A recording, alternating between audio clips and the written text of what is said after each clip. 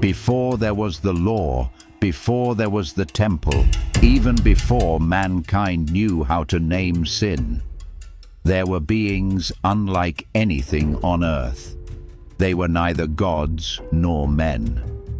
They were the Watchers, angels appointed by God to stand as sentinels, not in heaven, but in the space between, where sky meets earth, where life begins to stir, where the human soul takes its first breath. They did not carry swords. They did not appear with thunder or fire. They simply were, silent, unwavering, sleepless, as if even light itself had learned the art of waiting. Their purpose was not to rule or interfere, but to watch and protect. They did not build walls, but became living markers, standing at the boundary between the holy and the profane, between light and shadow, between life and chaos. They were a living promise that God had not abandoned his creation. It seemed like a sacred task. It seemed they belonged to the eternal purity. But strangely, those closest to the light were the first to be burned by it. At first, they observed humankind as one might watch toddlers learn to walk. They admired the simplicity, the sincerity, the unguarded eyes that had never known deceit. Admiration turned to compassion. Compassion became fascination. And then fascination became desire. A quiet desire, but one that grew, wrapping around their minds like fire licking the roots of a dry tree. They began to dream of things that were never meant for them. The beauty of the daughters of men, the eyes that once gazed heavenward now turned downward and could not look away. They no longer wanted only to observe, they wanted to dwell among mortals. They longed to taste love, flesh, power, and the freedom that humans were granted, the freedom even to reject God. That was the moment everything began to slip out of order. Not an accident, not a stumble, but a slow, deep movement from within. A silent betrayal, yet unmistakable. And the most heartbreaking part was this. Humanity never even knew they were being protected until the protectors themselves became the ones to open the gates for darkness to flood in. If angels sent to guard could betray, then who guards us? If even the light is capable of desire, of falling, then is the darkness still a stranger? From childhood, we are told that all fall began in a garden with a forbidden fruit and a gullible woman. But what if I told you that was only a tiny piece of the picture? That long before Adam ever reached for the fruit, another betrayal, larger, quieter, and more dangerous, had already occurred. The first sin was not the act of man, but a choice from the heavenly realm, a covenant, not between God and humanity, but among angels themselves. A secret pact, sealed not with words, but with desire. Not on earth, but atop Mount Hermon, where heaven and earth come closest. In the Book of Enoch, a text excluded from the official Bible but preserved through the centuries, this detail is recorded. 200 watchers, guardian angels, made a vow together. They did not fall alone. They planned, conspired, agreed. Their sin was not a mistake. It was a decision. They swore they would abandon their post, descend to earth, and take the daughters of men as wives. And to bind themselves to this vow, they chose a haunting ritual, to recite their oath together under the night sky, so that if one should break it, all would suffer the same fate. It was no longer a personal act. It was collective rebellion. The Book of Jubilees, another ancient text omitted from most Western Bibles, confirms that the actions of the Watchers were the root of all chaos. They began to teach mankind all kinds of wrong, until the earth cried out because of violence. What Genesis merely alludes to, the sons of God saw that the daughters of men were beautiful, and they took them as wives, is unraveled in Enoch and Jubilees. This was the collapse of cosmic order when angels, those closest to the light, brought darkness into the heart of the world. And then, you might ask, if this is true, why was it hidden? The simple answer, because this truth is too dangerous to spread. Because it flips the roles of victim and perpetrator. It shows that mankind was not the first to betray God, but the first to suffer from a heavenly rebellion. And if that is the case, then everything we think we know about sin must be rewritten from the beginning. In the sacred order of the cosmos, not all angels are the same. Some are warriors, like Michael. Some are messengers, like Gabriel. And then, there are those entrusted with a different mission, the Watchers. In Hebrew, they are called Ayah, meaning the wakeful ones. They do not sleep. They do not stray. They are not swept up in the currents of the world. They were stationed at the borders between the realm of men and the divine, not to interfere, but to guard, not to judge, but to watch. But it was not a cold, indifferent gaze. It was the watchfulness of a teacher, a brother, one entrusted with something more sacred than even a mission. The Watchers did not just look down from afar. They were granted knowledge of astronomy, herbs, time, and even moral law. According to the Book of Enoch, they were angels permitted to share wisdom to uplift humanity, teaching agriculture, marking festivals, establishing justice. In other words, they were messengers of light, bearing not just heaven's gaze, but a portion of divine intelligence. But that light was not still or passive. It came with power, and to a certain degree, freedom. Not freedom to do anything, but freedom within the limits of their calling, to watch, to aid, but never to violate. It was within that boundary that fragility began to surface. When granted the power to observe, what stops one from wanting to intervene? When entrusted with wisdom to enlighten, what holds one back from becoming a ruler? When standing so close to mankind, what prevents one from loving? The celestial order rests on absolute cooperation between responsibility and obedience. But that very harmony becomes the test, because if the Watchers could choose not to obey, it meant they could betray. They were angels who knew too much, stood too near, and carried within them just enough freedom to become dangerous when misaligned. And in a world where free will is still the most sacred gift God gave His creation, sometimes the first fracture is not in the act, but in the gaze. A gaze held too long upon the earth. No fall ever happens in an instant. It begins like a sigh, like a lingering glance, like a question no one dares speak. If I touch it, will heaven see? The Watchers were placed near mankind, too near, until what began as pure admiration turned into unnamed longing. They were made of light, yet drawn to human skin. They heard the songs of mourning rise from earth and began to dream of a life no longer set apart. They saw the daughters of men, and hearts once forged of divine fire cracked under the weight of what they were forbidden to desire. The Book of Enoch writes, And the angels saw the daughters of men that they were beautiful, and they desired to take them as wives. But pause here. That word, desire, was no longer admiration.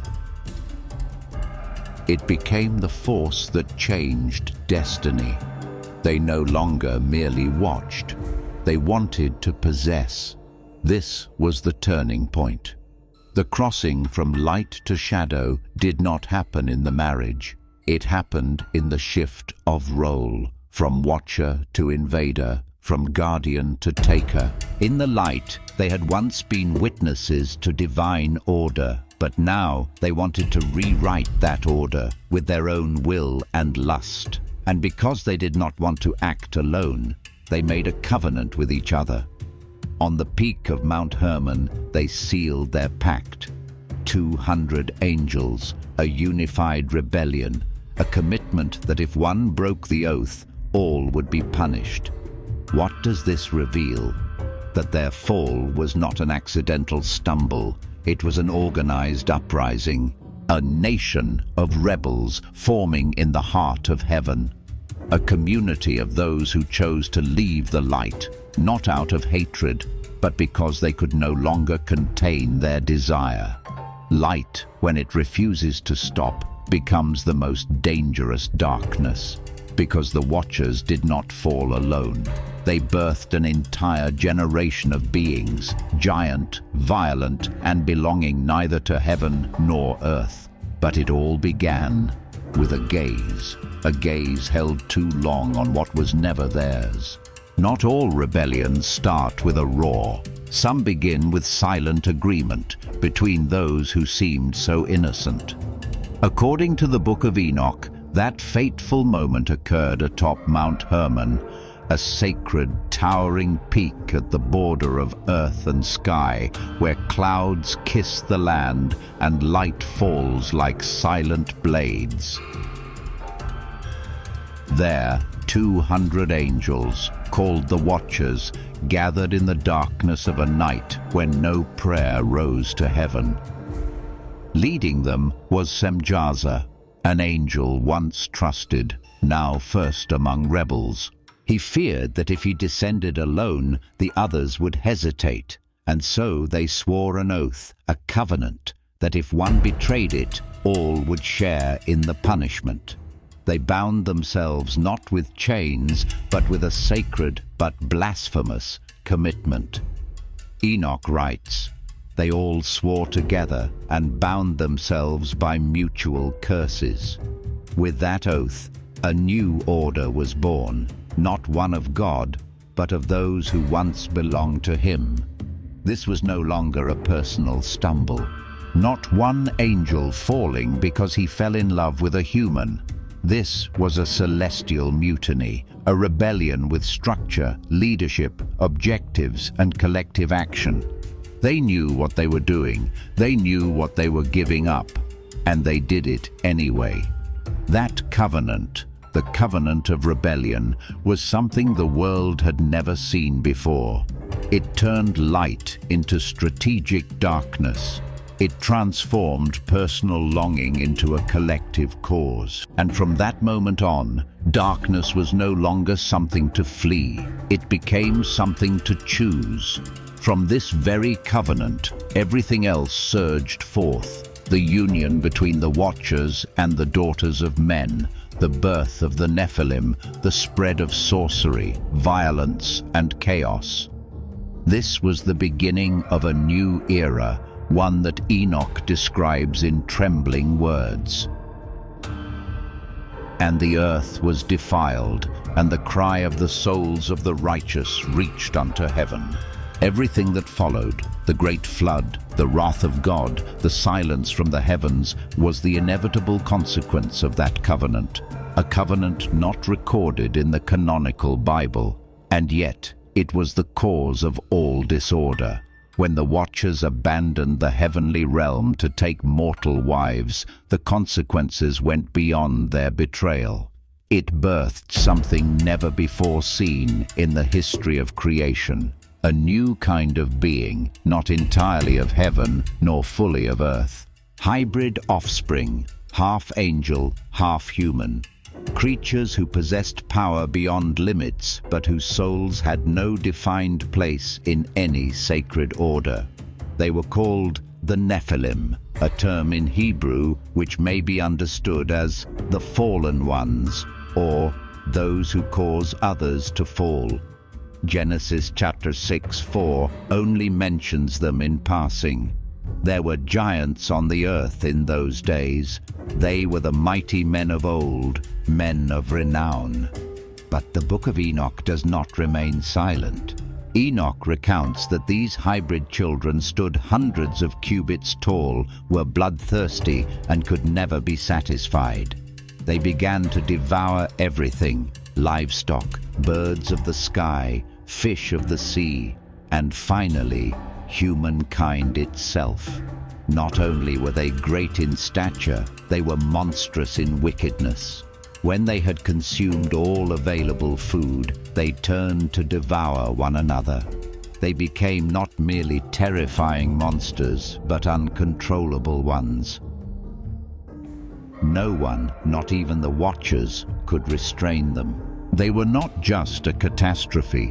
They were living symbols of broken order, the result of trying to merge what was never meant to be joined: divinity and flesh, heaven and earth, light and darkness. They were a tear in the fabric of the universe, and that tear only grew wider. Because they were not created by God, they had no place in His design. They had no home in heaven. But earth could not contain them either. The presence of the Nephilim was proof that angelic rebellion did not remain confined to the spiritual realm, but seeped into bloodlines, into human history. Ancient civilizations left behind myths of giants, from the Titans of Greece to the Anunnaki of Sumer, to the Rephaim and Anakim of the Old Testament, all echoing the chaos of that first cosmic disruption. The Nephilim did not belong to heaven, but neither did they die like mortals. They lived as a cursed legacy, and their existence serves as a haunting reminder that there are some things, once created, cannot be undone.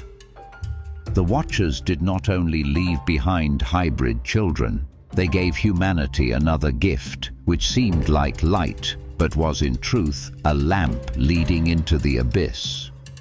When they descended to earth, the Watchers did not come empty-handed. They brought knowledge, secrets meant only for the heavens, metallurgy, weapon-making, cosmetics, enchantments, the movement of stars, necromancy, divination, the names of angels and spirits. What humans believed to be enlightenment was in fact a siphoning of sacred knowledge, a cosmic-level theft of divine intelligence. The Book of Enoch lists their names one by one. Azazel taught humans to forge swords, shields, and armor. Semyaza taught the binding of oaths and the manipulation of others. Barakel taught astrology. Kokabel taught the study of stars. Penemu taught writing and bookmaking, something mankind had never known before. And so humanity began to change. No longer did they depend solely on the light of God. They began to believe they could control their fate through tools, magic, and knowledge severed from its holy source. The independence God intended for mankind became distorted into pride. Life ceased to be a gift, becoming an experiment. Death was no longer an end, but a doorway forced open. Words no longer carried blessing, but became instruments of manipulation. And love ceased to be a covenant and turned into seduction.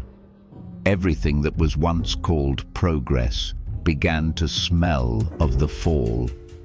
We must understand, knowledge in itself is not evil, but knowledge detached from God becomes a form of masterless power. And in the hands of immature souls, that power does not elevate, it destroys. like giving a child the keys to an armory without warning of the consequences, like handing fire to the blind while the ground is soaked in gasoline. The Watchers thought they were helping humanity advance. But in truth, they opened the gates of hell from the inside. For it was not demons who stormed upward, but humanity who stepped downward under the counterfeit light of stolen knowledge. When the Watchers rebelled and the Nephilim were born, Earth was no longer the place God called very good. It became an occupied territory, not only by the massive bodies of hybrid beings, but by distorted wills, insatiable lusts, and a power that did not belong in this realm. The Nephilim did not grow like humans. They had no limits. They never hungered, because they always consumed. They never felt full, because their greed was endless. They obeyed no law, for no one had the power to restrain them. They seized land, devoured beasts, and drained rivers. And when all creation was no longer enough, they turned on each other. Earth held no place for life, because life was now viewed only as a resource to be consumed. War was not initiated by man, but by the violent blood of the Nephilim. The earliest civilizations collapsed in silence. No one could record it, because the scribes were slain before pen touched paper. The daughters of men became the first victims. They were taken, impregnated in agony, and bore children that bore not the image of God, but the result of divine violation. Mating was no longer covenant, it became sacred abuse.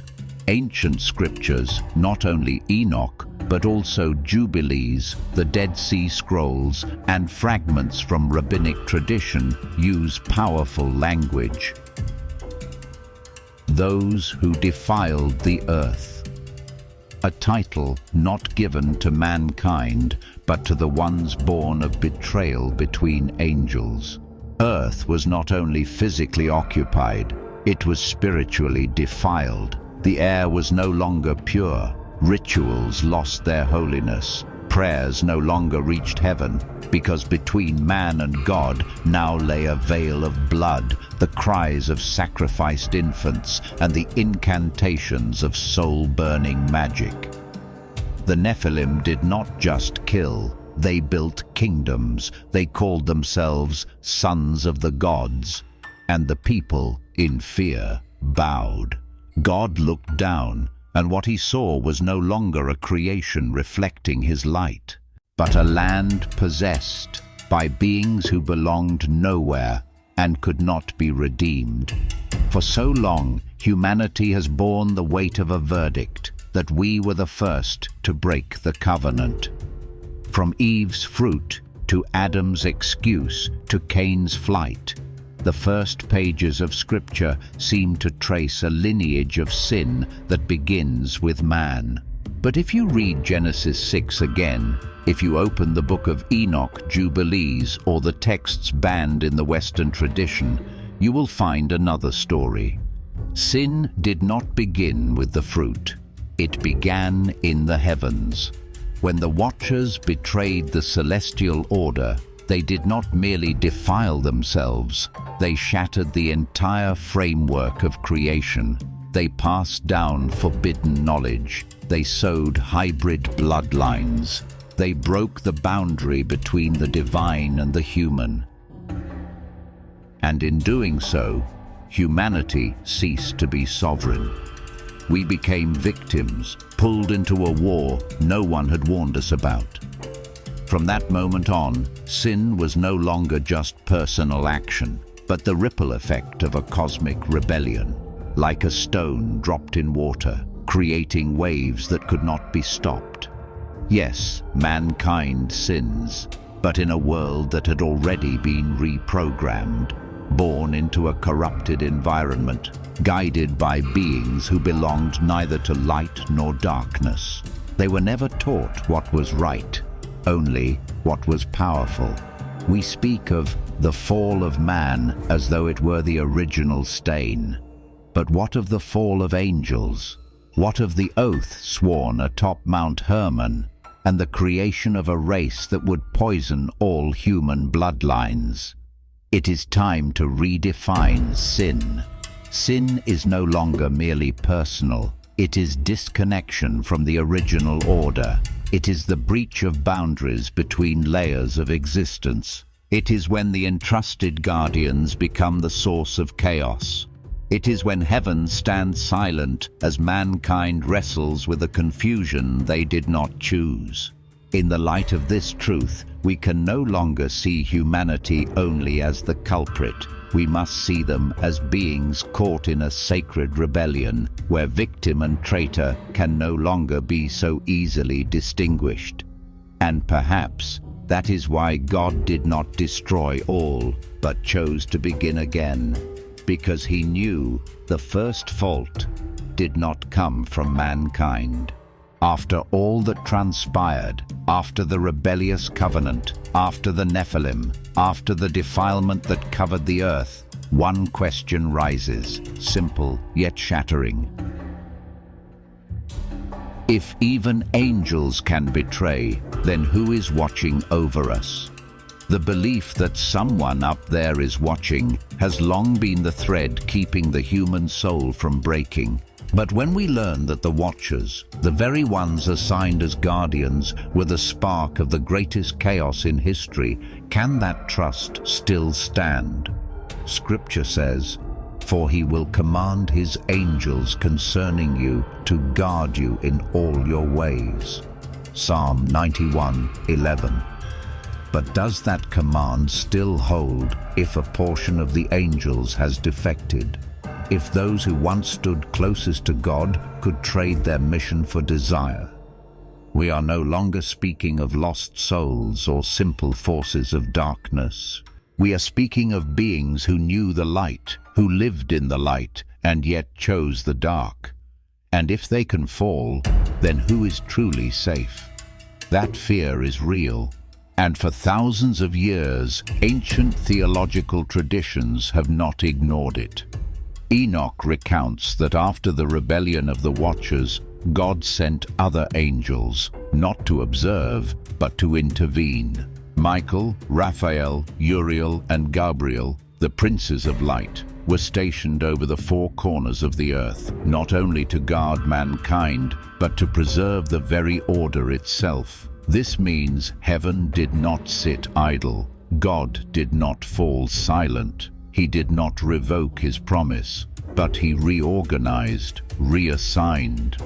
Guardianship was no longer the task of neutral angels, but the mission of those who chose loyalty after the test. Yet the question still lingers: do we truly know who is guarding us? In a world where those meant to protect have become the source of threat, true protection becomes more invisible than ever. No one knows the name of their guardian angel. No one sees their wings. And at times we wonder, are they still there? Perhaps that very silence is the most sacred thing of all, not because they are gone, but because true guardianship, real vigilance, is always humble, never seeking proof. And if you've ever felt something holding you back from falling, a quiet shelter when you stood in confusion, then maybe, just maybe, they are still there.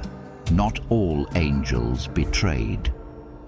After the first rebellion, heaven was no longer a unified realm. Angels were no longer just light, because now that light had been divided. One part fell, one part remained faithful. One part descended in desire, the other stood firm in loyalty. From that moment on, the divine order had to redraw its boundaries.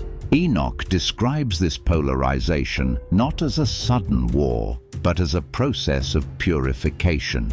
Among the angelic ranks, those who chose rebellion, like Semjaza and Azazel, were condemned and cast into the deepest darkness, into Tartarus. But the rest were not just silent bystanders. They chose active loyalty. They did not turn their faces away. They stepped forward. They did not merely avoid falling. They became the final line of defense between heaven and earth. You've heard their names before. Michael, the warrior angel, commander of the hosts of light. Raphael, the healer, the one who brings peace to wounded souls. Uriel, the one who illuminates darkness, keeper of secrets of time and holy fire. In ancient texts, from Enoch to Jewish tradition, Eastern Christianity, and apocryphal writings, they are not merely called angels, but princes of light. That title is not just a rank, it's a declaration. They are not just obedient, they are those who chose faithfulness, while many others chose betrayal. And from that moment on, the eternal war began. No longer light versus darkness, but faithful light versus fallen light. No longer gods against men, but angels against angels.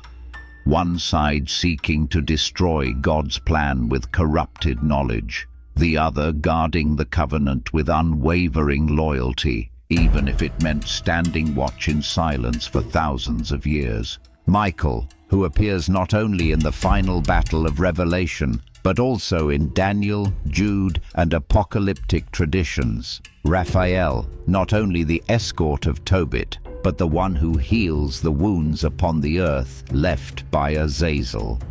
Uriel, the one who breathes the fire of awakening, who reveals what has been veiled in the disguise of darkness. This polarization did not remain in heaven alone. It reflected downward onto humanity, where every soul is now also faced with a choice. And perhaps that is why we feel torn within, because a part of the light in each of us is being tested.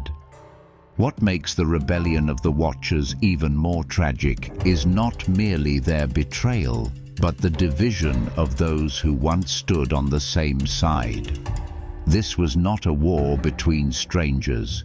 It was between those who once sang the same songs of glory at the creation. Angel against angel, guardian against guardian. This is no longer the human idea of good versus evil. This is a battle between lights that once looked the same, a conflict between radiant beings now distinguished by one thing alone: choice. On one side, the fallen Watchers, those led by desire, who scattered sacred knowledge across the earth like weapons. On the other, the loyal angels, the princes of light, not only protecting humanity, but safeguarding the unformed destiny of history itself. According to apocalyptic tradition, after the fall, it was not mankind who bore the burden of correcting the aftermath, but the loyal angels sent by God to reverse what had been revealed, to seal what had been abused, and to imprison the traitors in the depths of darkness. Michael was not only a warrior, he was the one who issued the verdict. Uriel was not only a light bringer, he was the one who sealed away forbidden knowledge. Raphael did not merely heal bodies, he healed the land defiled by the blood of the Nephilim. From that moment on, a part of heaven became a permanent battlefield, not a physical one, but a realm unseen, where truth and deception struggle daily, where what was once betrayed now must be restored. A space vast yet delicate, where every soul can become a front line. And the painful truth is this: those who were once brothers, once shared in the same guardianship, now stand on opposite ends of the universe's fate. We often think of Satan as the being opposite God, but in truth, rebellion began with beings not so different from us, beings with free will, capable of love and capable of choosing wrong. And what makes this war so sorrowful is not how long it has raged, but that it is fought between those who once stood together in the light. The question is no longer who is right, but who is still faithful. When chaos reached its peak, when the cries of the innocent soaked into the earth, and the ground drank the blood of the weak more than it drank the rain, heaven could not remain silent any longer. God does not rage as men do. He does not react in haste. But when he rises, history bows. The Book of Enoch tells us that God summoned 4 angels, Michael, Uriel, Raphael, and Gabriel, and gave them precise commands. To Michael, he said, "Bind Semjaza and the fallen watchers, cast them into the deep abyss where the fire never ceases, imprison them beneath the earth until the day of judgment."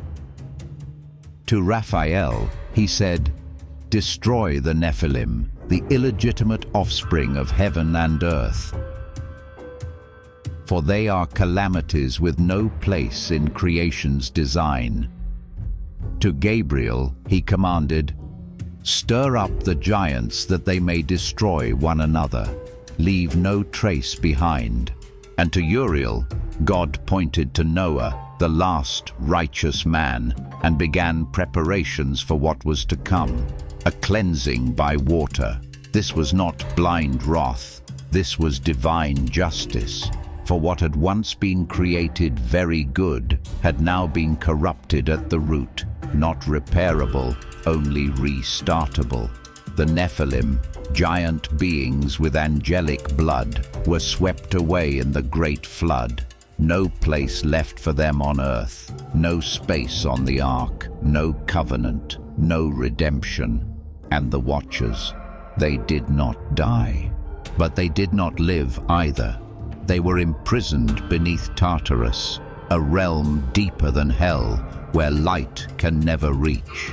A prison without a door, a sentence without parole.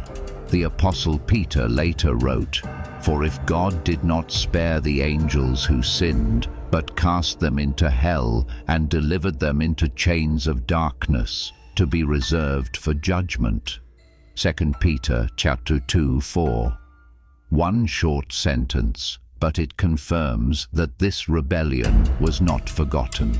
When we look at history, we often remember the flood, but few know that it was not just a cleansing of mankind, but a sweeping away of the consequences of a celestial rebellion. A judgment not aimed at humans, but at those who were meant to guard humanity and betrayed them.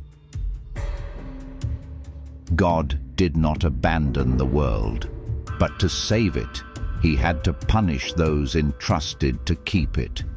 And from that day on, Tartarus remains sealed, and the covenant rewritten, but not on stone, on flesh and on tears.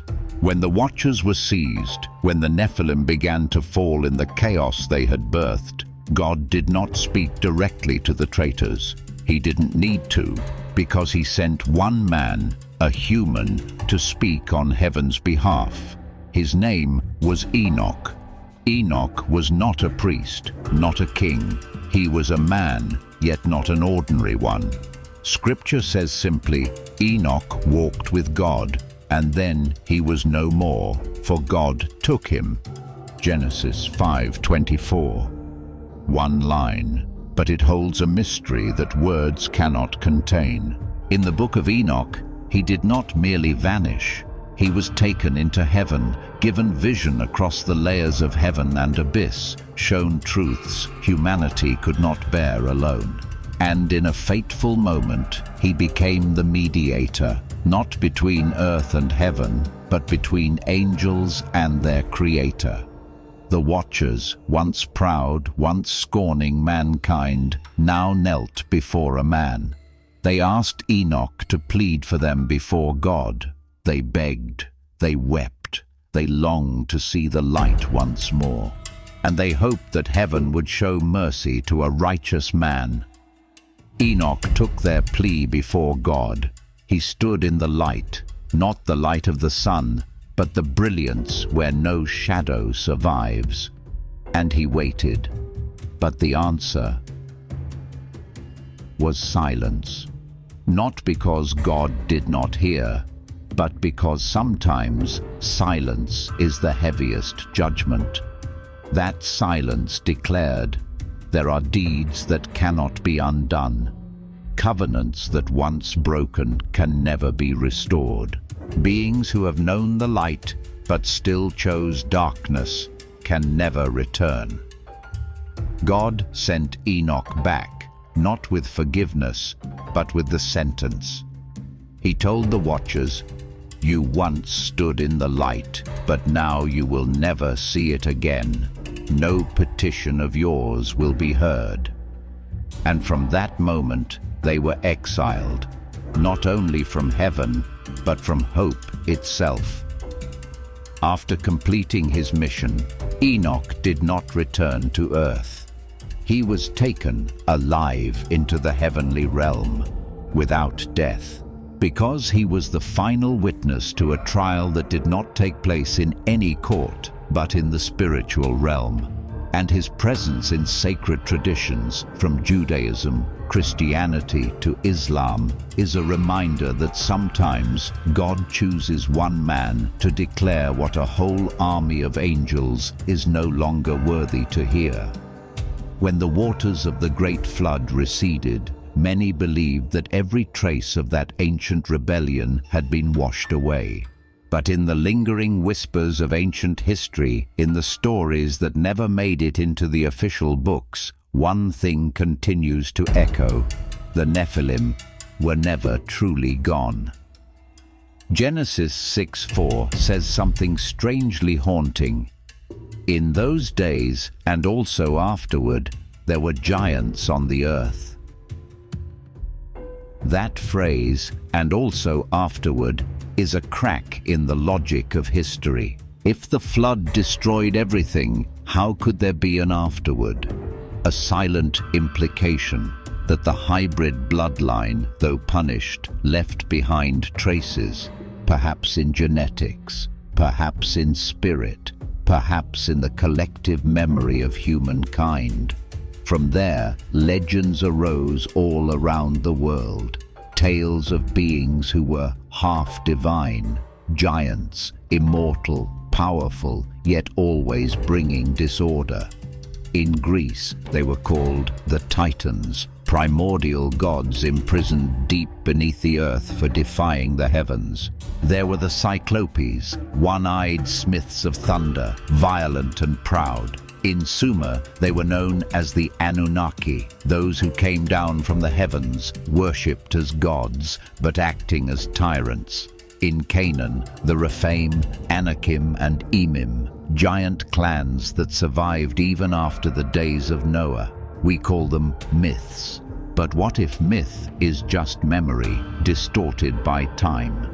In Numbers 13:33, the Israelite spies sent into Canaan reported, "We saw the Nephilim there, the descendants of Anak come from the Nephilim. We seemed like grasshoppers in our own eyes, and we looked the same to them." A generation after the flood, and yet the descendants of Nephilim were still visible, tall, terrifying, and threatening. This raises a chilling possibility that some remnant of that hybrid race survived, perhaps no longer as towering physical beings, but as genetic echoes, spiritual influence, a power not yet fully purged. Not all darkness was swept away by the flood. Some shadows clung to culture, not in form, but in fear. And that fear, ancient, repeating, woven through language and tradition, is a sign that the memory of the Nephilim never truly vanished. We live in a world after the flood, but perhaps not all the gates of hell have been closed. We often believe that everything before the flood was sealed off, like a torn page from history, a forgotten chapter. But look around. War, sorcery, the abuse of knowledge, the hunger to control fate through unseen powers. It all remains. Not just remains, but thrives, as if the world never fully healed from a very ancient wound. And in truth, it didn't. That wound did not begin on earth, but in heaven. When the Watchers, those guardians, gave humans knowledge they were not ready for, they planted a dangerous seed, the illusion that humanity could reach the divine without God's will. From that day, mankind learned how to bend metal into weapons, to turn words into spells, to turn eyes into charms, to turn faith into political power. Knowledge given was not evil, but knowledge seized, divorced from love and truth, became a tool of darkness. Magic did not die with the Watchers. It simply changed names. From ancestral rituals to astrology, prophecy, hypnosis, mind control. From ancient rites to secret doctrines hidden within religion, science, and even pop culture. War is no longer waged by Nephilim, but by those who carry their dream to impose their will on the world, to remake order, to reject the covenant and build kingdoms in their own image. And the world, created to be a home for the soul, now fractures unconsciously. People do not understand why they are afraid, suspicious, rebellious, or alone. But maybe these are not just personal emotions. They are echoes of an unhealed betrayal.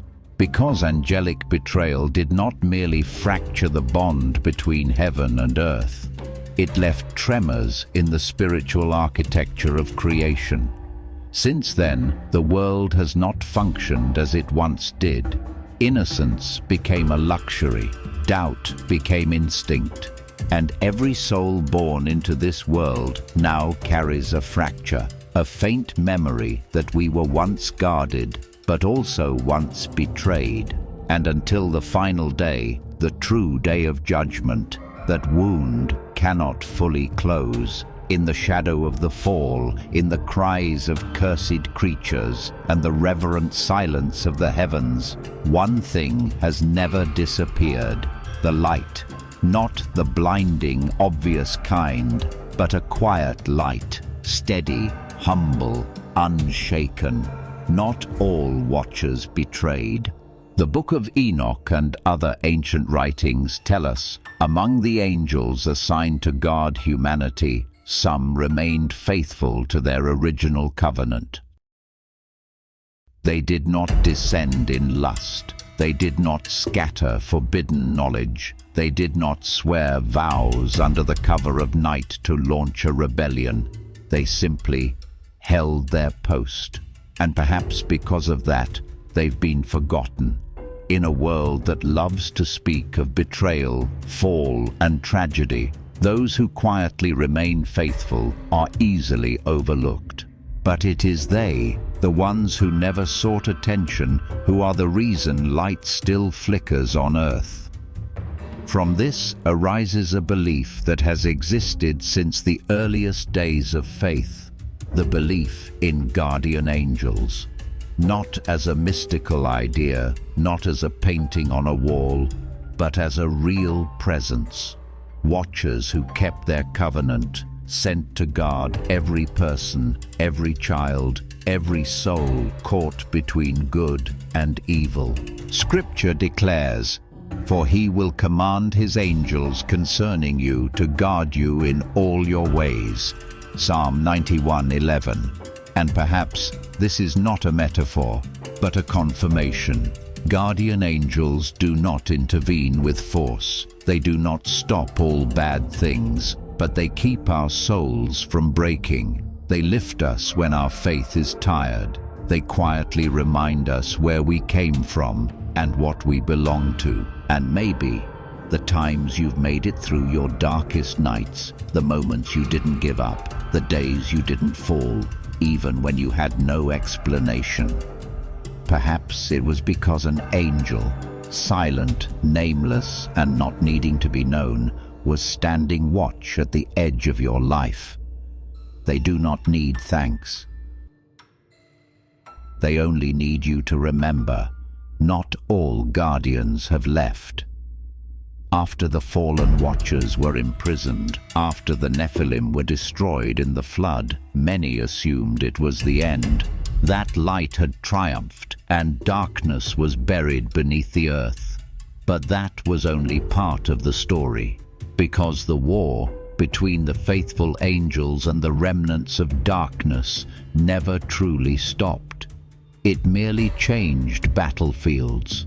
From the heavens, from Mount Hermon and Tartarus, from the ancient lands swept away by the waters.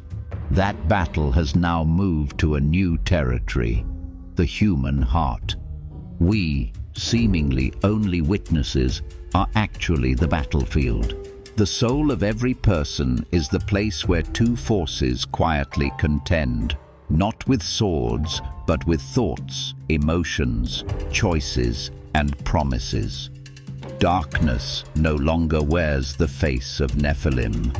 Now it hides in unnamed anger, in the sweet hunger for power, in pride disguised as freedom, in the evasion of calling and the unbelief woven into culture as if it were natural. But light has never disappeared. The faithful angels, the princes of light, the ones who never betrayed, are still fighting. Not elsewhere, but beside you. They do not carry swords, they carry reminders. They do not pressure, they awaken conscience. They do not shout, but whisper in the moments you're about to give up. Don't let the old part of you take the throne. We are not just victims of a heavenly rebellion. We are the ground where that war continues. Every decision, every word, every time you choose forgiveness over vengeance, prayer over complaint, hope over fear, you are part of the fight. You are not alone. But you cannot remain neutral. In the war between faithful angels and the darkness still echoing through cosmic memory, your soul is the battlefield. Not to be trampled, but to be refined. Because maybe the final victory won't happen in Tartarus, but within you. We often think of the fallen angels as an ancient legend, a story to explain evil, a distant myth passed down with exaggeration. But if you've come this far with us, you know the fall of the angels is no fairy tale. It is truth quietly recorded in lines omitted from Scripture. It is untold history. It is the unseen fractures in the sacred realm we walk across every day. The Watchers once stood closer to the light than anyone. They didn't fall because they were forced or deceived. They fell for a very human reason, a desire for what was not theirs, a gaze held too long, a choice never taken back, a belief that they would never be judged because they were light. But light without humility always becomes darkness. That is not just a lesson for angels, it is a warning for each of us. We may carry holiness, a good past, and moments of closeness with God. But if we are not vigilant, if we let pride grow in the shade of religious habit, if we start to believe we are immune to error, we begin to walk the same path the Watchers did. Betrayal does not always begin with great actions. It begins with small compromises, a little arrogance no one sees, a quiet inner excuse, a decision not brought into prayer. And from there, an angel can become the emblem of collapse. The story of the Watchers is not meant to spread fear, but to awaken us, to remind us that even what is sacred must guard itself, that no light remains by default. It must be bound to faithfulness and humility, and that no one, not even those closest to heaven, is exempt from choosing wrong. Maybe you've never betrayed anything great, but maybe you're standing at the line between loyalty and quietly walking away. And if that's true, then the story of the fallen angels is no longer long ago. It's a call for today. Maybe you felt like something invisible was pressing against you, a string of dark days with no explanation, choices that wouldn't come clear, a weariness not of the body, but of the soul. Maybe you've looked up in silence and asked, "Is anyone still standing with me?" And if you've ever asked that, you're not alone. From the very beginning, the story of humanity has never just been about people. It has been the struggle between covenant and betrayal, between light and darkness, between guardianship and abandonment. But throughout that story, one truth has never been erased. The light has never completely left us. God has never taken back his promise. And there are angels, watchers who never fell, who are still keeping watch, not loud, not glorious, but quiet enough to lift you when you stumble, faithful enough to keep the light of the covenant alive in a chaotic world. You may not see them, but every time you choose forgiveness over revenge, patience over surrender, prayer over closing your heart, you are cooperating with them. You are preserving what so many generations have lost: faithfulness. The first covenant was not a document. It was a living bond between heaven and earth, between God and your soul, and no one can keep it in your place. It requires you. It requires a decision. It requires a return. Take a few minutes after this video ends to listen to your own soul. Write down one thing you will change or one thing you will protect, not to be perfect, but to be faithful. If this story touched something deep within you, share it. You may think you're just a listener, but maybe you were chosen to be a teller, to protect what is sacred, what many generations have already lost. Don't keep it to yourself. Write your thoughts down, because when you do, you are reconnecting a covenant once believed to be broken. Some stories never end. They live quietly in how we choose to live each day. And today's story, where will it continue, if not in your own heart? Amen.